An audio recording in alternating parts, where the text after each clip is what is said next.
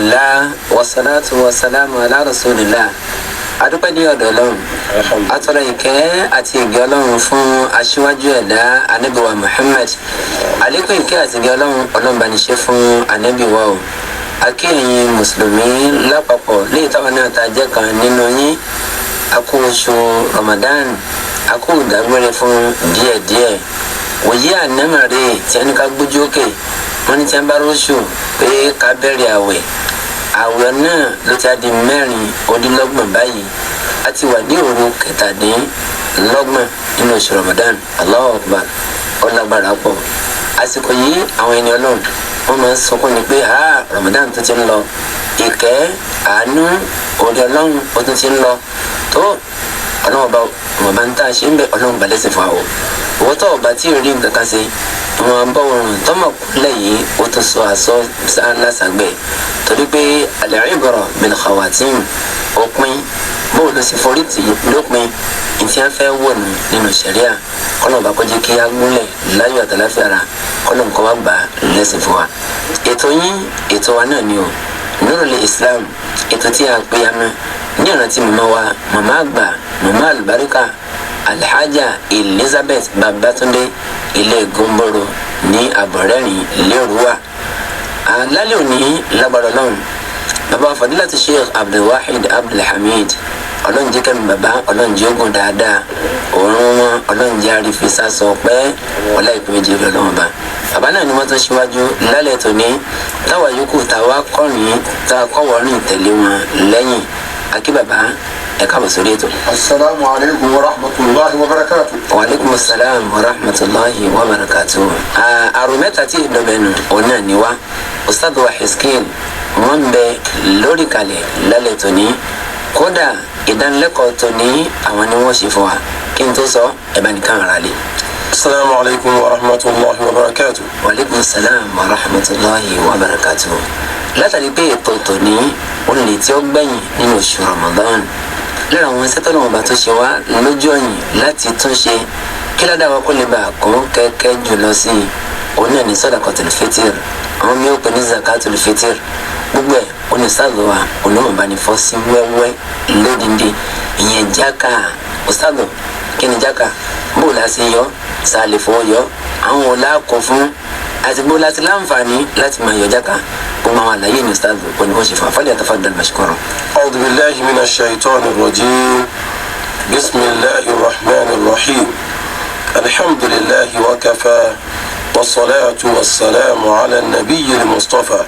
صلى الله عليه وسلم وعلى آله وصحابه وكل من كان معه إلى يوم القيامة gbogbo ọpẹ́ tí ọba Allahu ní ṣe ọba tí ó bu ìgbà fún gbogbo nkí wọn ìkí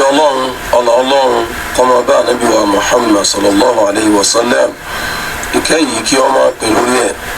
kọmọ bá àwọn tí wọ́n jọ lùgbà àti gbogbo àwọn tí wọ́n gbàgbọ́ títí dijọ́ gbèǹde al-qiyama àwa fi Ọlọ́run àfi ibi Ọlọ́run kọ́nà wọn yọ àwa náà lẹ́nu kẹ́nà láyé ń bì àti ní ìjọ́ gbèǹde al-qiyama gẹ́gẹ́ bí àwọn aṣíwájú mi nínú iṣẹ́ Ọlọ́run bí wọ́n ṣe sọ ìdánilẹ́kọ̀ọ́ yìí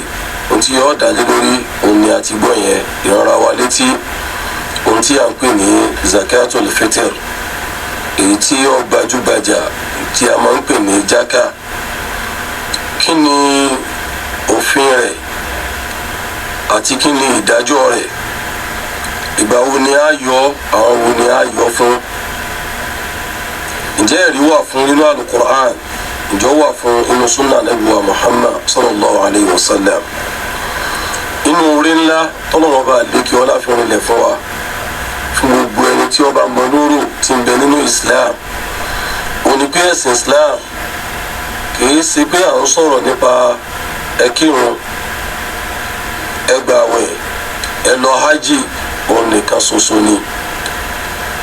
ẹ̀sìn tí ń pa wá láṣẹ ká gbọ́ náà ń gbọ́ ká sì máa kírun bákan náà ló ń pa wá láṣẹ ìṣe dáadáa sí ara wa ló fi jẹ́ pé àwọn onípele ìpele òun ní àwọn ìlànà tọ́lọ́wọ́n bá lékè ọlá gbé kalẹ̀ bí a ṣe ń sọ̀rọ̀ sọ́dákọ̀ ọrẹ àtinúwá tí Islam tú wá lẹ́ńbẹ́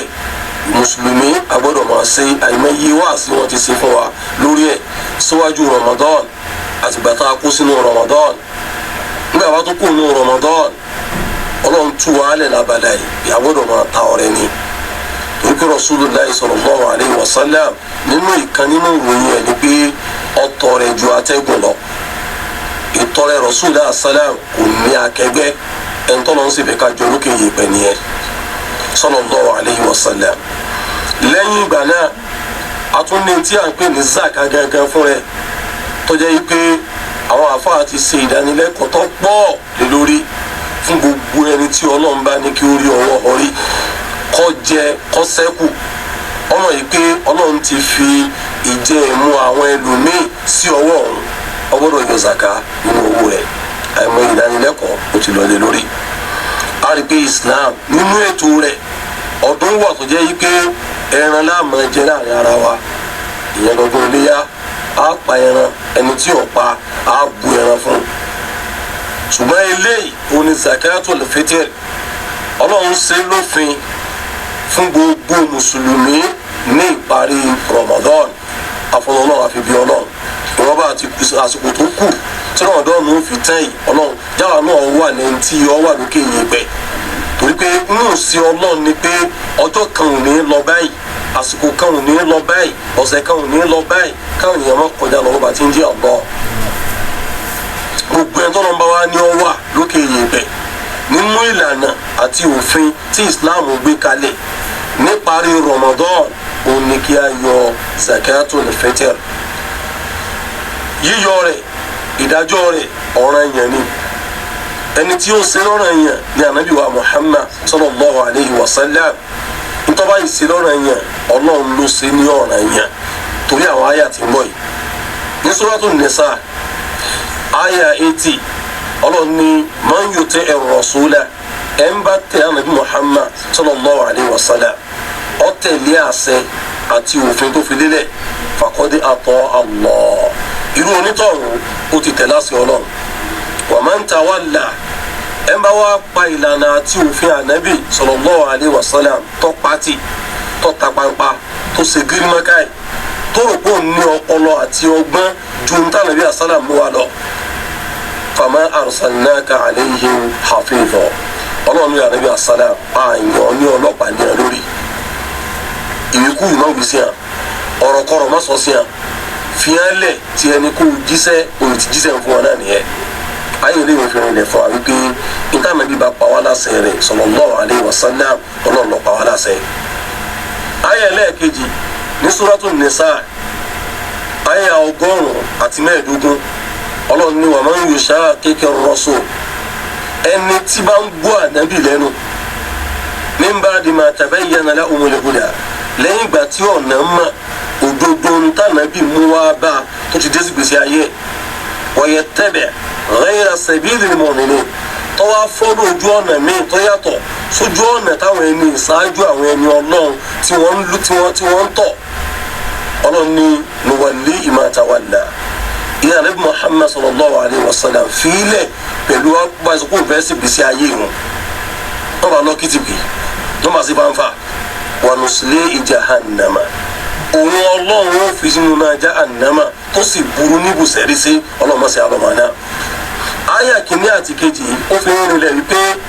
zakatul fitr tá a sọ pé ìdájọ́ rẹ̀ ọ̀ranyàn ni ẹni tó ṣe lọ́ranyàn Ànábì Muhammad sallallahu alayhi wa sallam ìṣe lọ́ranyàn tiẹ̀ àti kárí àyà yẹn kànú Qur'an gángan kò sí yàtọ̀ mbẹ́ torí pé Rasulullah sallam ma yantiqu anil hawa kì í sọ ìfẹ́ inú in huwa illa wahyu yuha àfintọ́nà bá fi ránṣẹ́ sí Ànábì wa Muhammad sallallahu alayhi wa sallam inú hadith ti Abdullahi ọmọ Umar radiyallahu anhuma kọlọmba yọjú àbátọmọ tó gbà wà ní pé farada Rasulullah sallallahu alayhi wa sallam zakat al-fitr min Ramadan Rasulullah sallam ṣe zakatul fitr ó ṣe lọ́ranyàn nínú Ramadan múdù mẹ́rin fún orí kan nínú tó jẹ́ oúnjẹ tó gbajúmọ̀ jù níbí wọ́n dákọ̀ tọ́mú ìyẹn èso dàbí bọ̀ wọ́n dákọ̀ àgbàdo ayọ̀ fún ẹrú fún ọmọlúàbí fún ọkùnrin fún obìnrin fún ọmọdé àtàgbàlagbà tó jẹ́ mùsùlùmí muttafaqun alayhi Bukhari àti Muslim ọgbà hadith yẹn wá.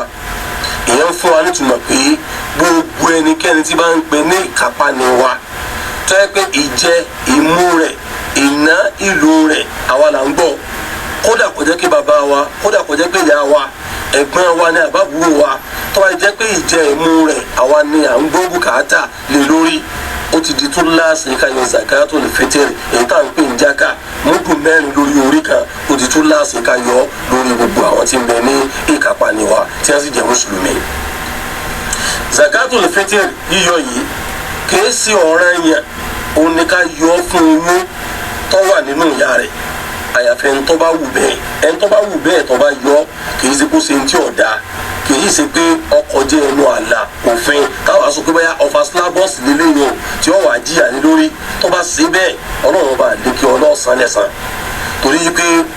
amirul mu'minin ẹni tó jálásẹ̀ mu'mini Uthman radiyallahu anhu tó jẹ́ Usman kọ́lọ́mà ayọ́nu sí yukhrijuha anil haml òun máa ń yọ fún oyún inú nígbà tí ń bẹ nínú ìsẹ̀mí ayé ó túmọ̀ sí wípé kìí ṣe túláàsì òun ni ṣùgbọ́n ẹ̀ ń bá yọ kìí ṣe wípé òun tó wá ṣe ti ọ̀dà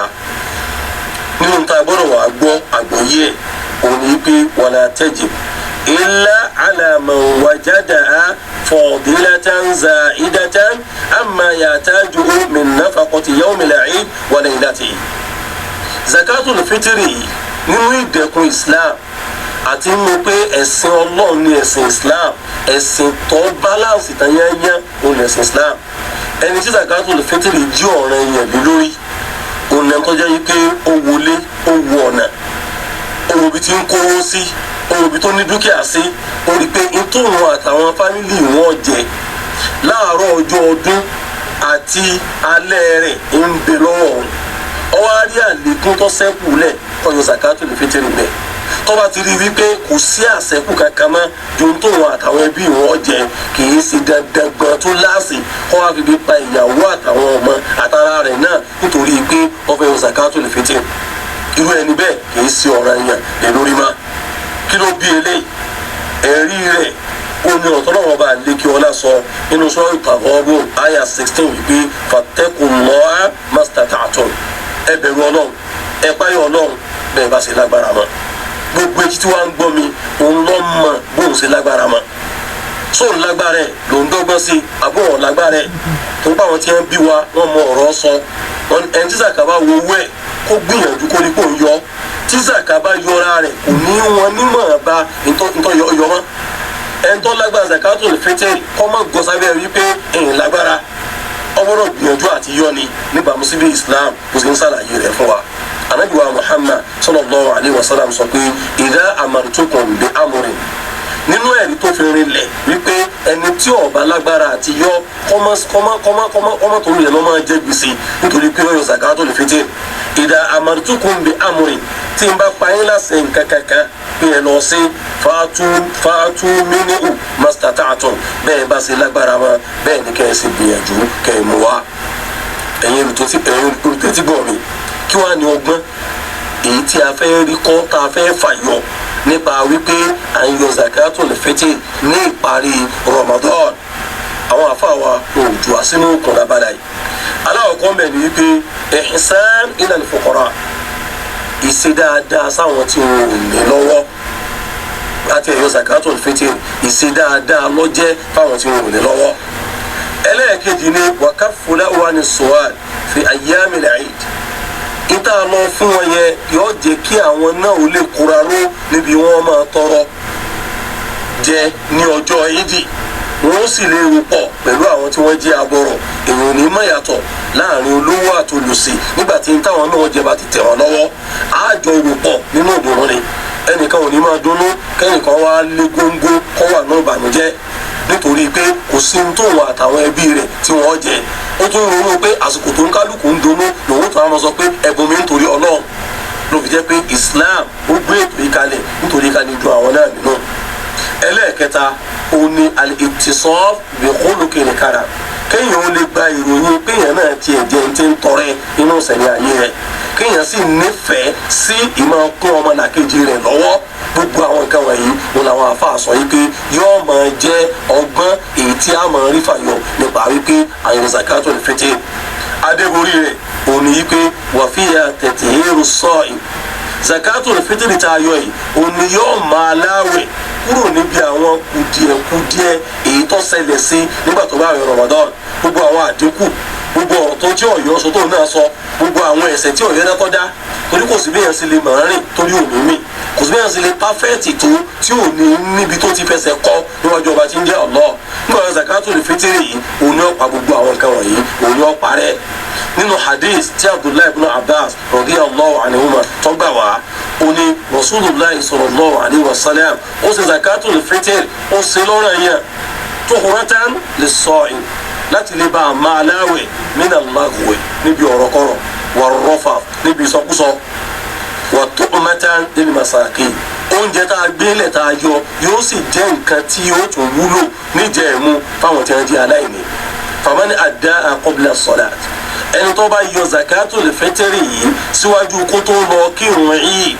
fa hiya zakatun maqbula ọlọ́run gbà lọ́wọ́ rẹ̀ ní gbígbà wípé ọyọ zakatul fitr ọlọ́run ó sì fún ní ẹ̀san pípé lè lórí wa man adda'a ba'da as-salat ẹ̀ńbàṣì àtẹ̀tẹ̀rẹ̀ tó yẹ pé lẹ́yìn ìgbà tó ti yí dìde lọ́yẹ̀sẹ̀ lọ́yọ zakatul fitr fa hiya sadaqatun mina sadaqat ọrẹ àtinúwá kan ẹ̀san rẹ̀ ni wọ́n fún nínú àwọn ọrẹ àtinúwá tọmọ ẹ̀dẹ́ ènìyàn máa ń ta wọn ò ní fún ní déédéé ẹ̀san zakatul fitr hadith yìí Abu Dawud àti Ibn Majah àwọn ni wọ́n gba hadith yẹn wá zakatul fitr tá a wá ń sọ yìí yíyọ rẹ̀ ọmọnìyàn la yọ fún àní yọ fẹ́ràn níbàámu sí hadith anabi wa Muhammad sallallahu alayhi wa sallam nínú gbọ́ láti kí ni tá a fi mọ zakatul fitr ibi tá a fi mọ zakatul fitr ó ní àwọn oúnjẹ tó bá gbajúmọ̀ jù nínú ìlú táwọn èèyàn jẹ lónìí tílẹ̀ máì nǹkan bẹ́ẹ̀ jẹ́ oúnjẹ tó gbajúmọ̀ jù òní rice àti gààrí àwọn oúnjẹ tó gbajúmọ̀ jù nísìn òní yẹn àtàwọn tó bá tún gbajúmọ̀ tẹ̀lé wọn irú àwọn oúnjẹ yẹn òun láfi yọ zakatul fitr àwọn àfáà sọ fún wa yìí pé kí a dúró lórí pé a fi owó dípò oúnjẹ tánàbí Muhammad sallallahu alayhi wa sallam tó wí fún wa yìí ó yàtọ̀ gédégédé sí i ìtànàbí dúró lé lórí òun ni pé oúnjẹ ni ká ẹ fi yọ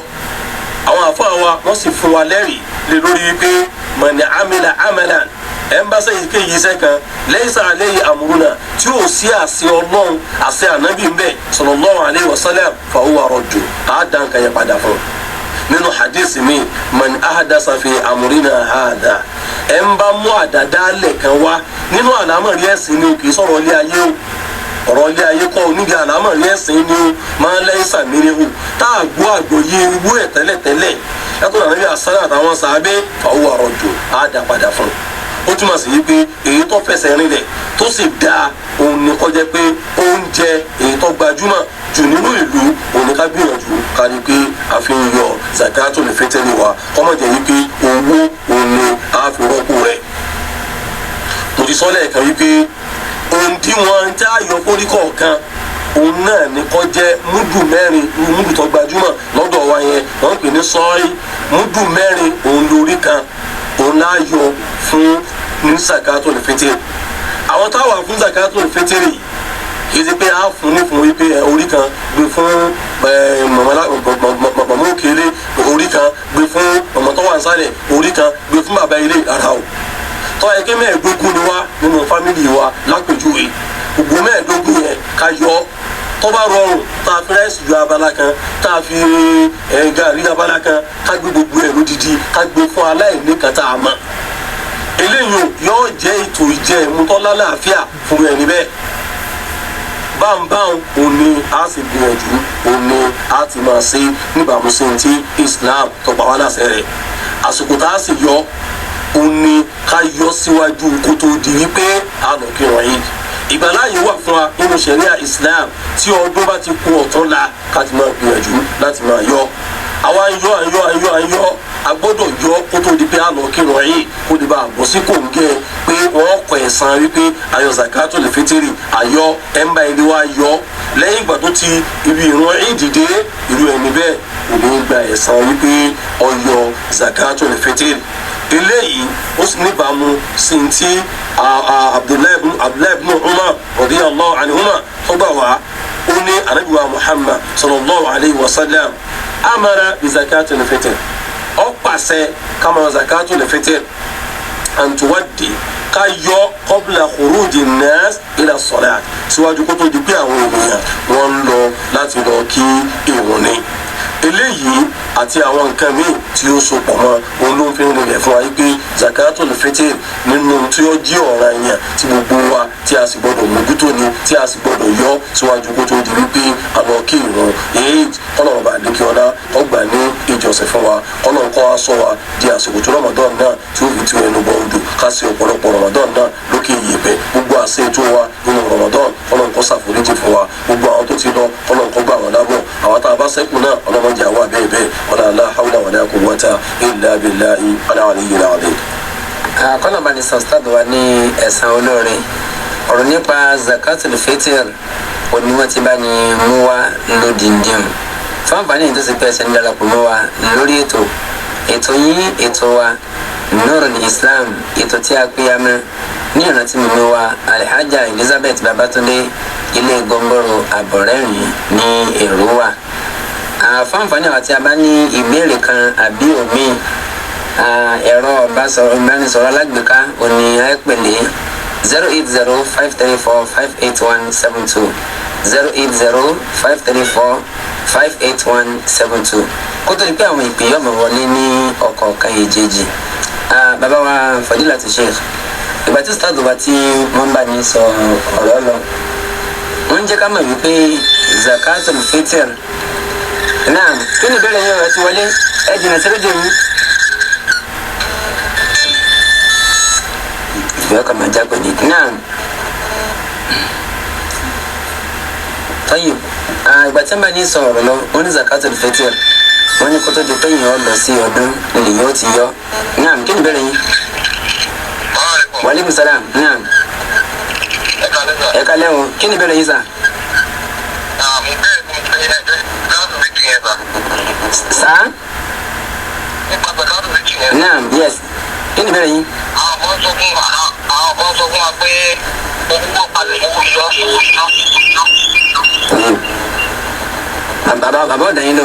wọ́n náà sọ pé a lè fowó yọ. Wọ́n ti sọ fún wa nínú ẹ̀kọ́ wípé kò tọ́ láti fi owó yọ zakatul fitri wa. So àwọn tí wọ́n dúró lórí pé ká fowó yọ wọn ò ní ẹ̀rí tó ṣe é gbára lé torí Rasul kò fowó yọ zakatul fitri àwọn sàbí ò fowó yọ ká má fowó yọ ní tá a fi ṣe oúnjẹ ó ní kí a fi yọ zakatul fitri owó kò yọ zakatul fitri o. Naam, kí ni ìbéèrè yín o? Wa alaikum salam wa rahmatullahi wa barakatuh. Ọlọ́run sẹ́yìn lẹ́sàn lè Mọ̀dákẹ́ náà.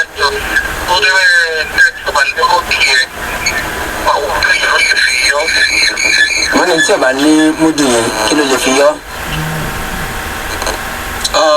ọ̀rọ̀ múdù yẹn tí ó gbajúmọ̀ ni múdù pọ̀ dáadáa táwọn èèyàn ń tà káàkiri tí a bá dé Central Mosque lọ́dọ̀ wa Mọ̀dákẹ́kẹ́ pẹ̀lú ọ̀dọ̀ náà á rí mbẹ̀ nítorí dáa jù ní kí á wà. tá a bá wá rí a lè lo agolo mílíkì ọlọ́pàá 14 ẹ̀pì rẹ́jú àníjọ́ kọjá ẹ̀pì rẹ́jú kò ní ga sókè èso 14. náà kí ni ìbéèrè yín sà? Wa alaikum salam. Ọlọ́run sọ yín lẹ́sàn lé ẹgbẹ́ mi. náà. ẹjọ ìbéèrè tèmi ni pé tá a bá jọ àwọn kìnìún ẹjọ gẹ́gẹ́ bá dábàá pọ̀ tó bí bẹ́ẹ̀ tó bá bó bẹ́ẹ̀. tọ́yì. tó bá ń jọ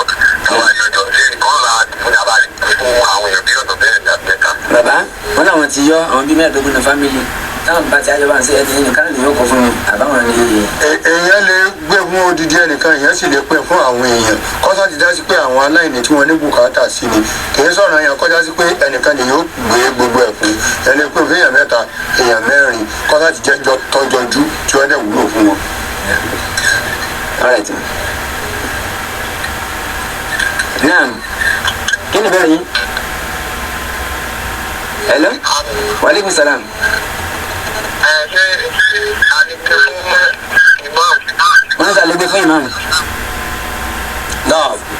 a lè gbé fún imam pẹ̀lú kọ̀ǹdíṣàn kó jẹ́ pé imam ó jẹ́ aṣojú wa tí ó fún àwọn tí wọ́n jẹ́ aláìní ó ní níta fi lè gbé fún imam kì í ṣe pé káwọn dáa tó sọ́dọ̀ imam ó gẹ́gẹ́ ní ìpìlẹ̀ wallahu ta'ala a'lam.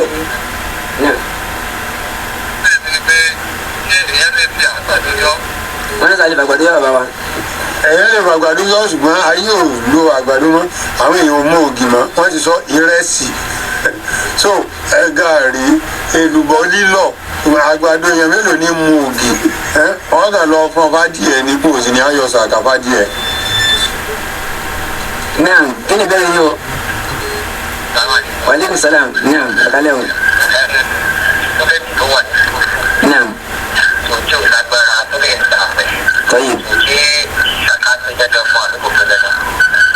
wọ́n lè ń tọ́ mẹ́ nílé ẹ̀kọ́ wọ́n ń sponsor rẹ̀ ní owó òtí ẹ̀sìn wá sóò gan sóò náà ti dáná kọ́ yọ zakatul fitri. ẹni tí sponsor rẹ̀ ìní yọ zakatul fitri rẹ̀ kò ní yọ zakatul fitri torí wọ́n ń bọ̀ ni kò máa bọ́ra rẹ̀ kò sì máa bọ́yàn ẹni tó sponsor rẹ̀ ní kò yọ jákà rẹ̀ wallahu alam. wọ́n tẹ́ pé ń bọ́ra rẹ̀ ńkọ́ ṣùgbọ́n tí ọ̀wá lágbára tá a pa pín. lókùrúgbà tí ọba lágbára ọlọ́run ò fi wàhálà mú wa ọlọ́run ọgbà àwẹ̀ rẹ̀ wọn tó bá lágbára rẹ̀ kọyọ lọ́dà kọ lágbára kó fi ilẹ̀ kò lákòbá pẹ̀lú àwẹ̀ rẹ̀ wájú ọlọ́run.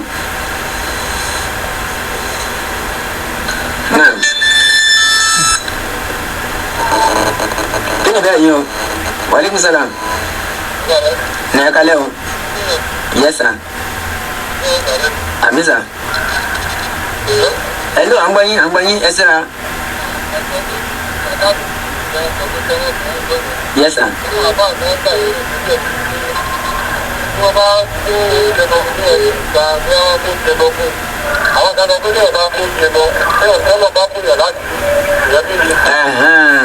wọ́n lórí oúnjẹ yẹn pé àwọn kan sọ pé téèyàn bá tún lówó téèyàn bá fi kún kọ́. kò sí tí ó burú níbẹ̀ nígbà zaka fún ẹ zakatul fitri tán tá a tún wá ní owó tá a fi kún ó kàn kó sọ́dákọ̀ tó kún zakatul fitri nìyẹn kò sí tó burú níbẹ̀ wallahu ta'ala a'lam. tọ́ wọ́n ní màgé màdá yìí ìpè ìgbòjú báyìí ní àlàáfíà bí ó ṣe máa lálẹ́ yìí náà à ń kí àwọn mùsùlùmí lọ́kùnrin lóbìnrin ní gbogbo àgbáyé pé a kó ìmúra ọdún Ramadan kọ́nà kó jọba ní ayé a kó ìmúra ìtúnu àwẹ̀ kọ́nà jọba àlàyé ibi káwé mọ́ta mẹ́ni àbí ọlọ́mọ sanuwa àyìn tí ń gbé kẹgbẹ́lẹ̀ tàfi ń láǹfààní láti bá kẹ́tẹ́kẹ́tẹ́ nílé Ọpẹ́yẹmí Adéwálé olóòtú ètò Alhaji Toyir Abolade al-Imam ọwọ́ yín lẹ́ẹ̀fì gbẹ̀tọ̀ yín o ọmọ ẹ̀yìn náà Islam Abdulrahman Ọlálẹ́kan Muhammad al-Awwal títí ọjọ́ mẹ́jọ náà màá sàlámà.